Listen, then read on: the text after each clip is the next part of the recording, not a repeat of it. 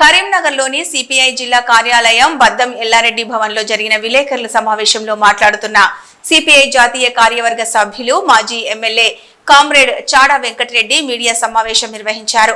ఈ సమావేశంలో సిపిఐ జిల్లా కార్యదర్శి కామ్రేడ్ మర్రి వెంకటస్వామి, జిల్లా కార్యవర్గ కౌన్సిల్ సభ్యులు పొనగంటి కేదారి, కొయ్యాడ సృజన్ కుమార్, అందేస్వామి, బోయిని అశోక్, గూడెం లక్ష్మి, టేకుమల్ల సమ్మయ్య, కసిరెడ్డి సురేందర్ రెడ్డి, బత్తుల బాబు, పైడిపల్లి రాజు, పిట్టల సమ్మయ్య, గోడిశెల తిరుపతి, బ్రాహ్మణ్లపల్లి యుగంధర్, న్యూలపట్ల రాజు, కాంతాల శ్రీనివాస్ రెడ్డి, మచ్చా రమేష్ తదితరులు ఉన్నారు.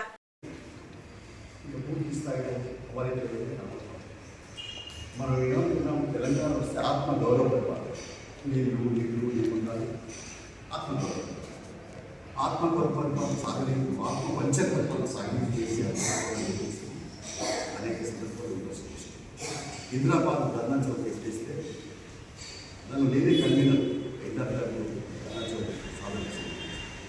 సేవ్ ఖాన్ సేవ్ హైదరాబాద్ అనేది ఆక్యుపై ధర్నా చౌక్ అని కూడా నినాదించి కోర్టులు కూడా ఇప్పటికి మా పైన కేసులు ఉన్నాయి. నా పైన పొలంలో పైన రాష్ట్ర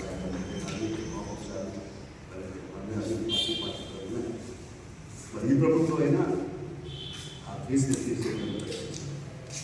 ప్రత్యేక తెలంగాణ ఉద్యోగులు పనిచేస్తున్నందుకు గుర్తింపు చేస్తామని అది కూడా ఇంకా తీసి దానికి సంబంధించినటువంటి అమలు కోరుకోవాల్సిన అవసరం.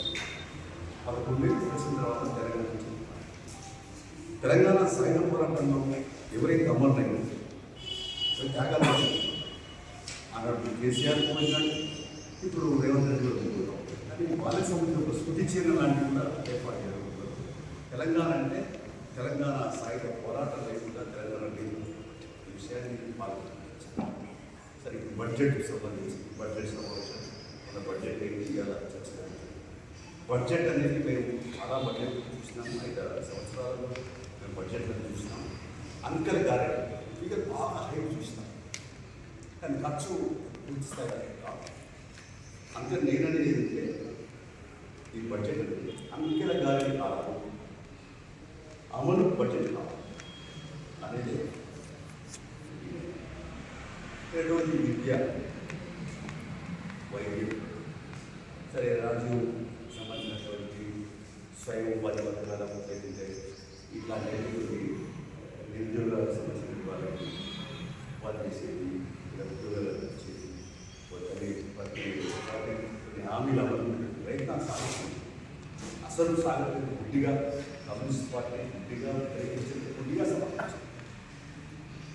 ఒక రకంగా చెప్పాలంటే ఇష్యూ బేస్డ్ దాని సమస్యను ప్రాతిపదికగా ఇది దాన్ని చూపెట్టడం సరైన.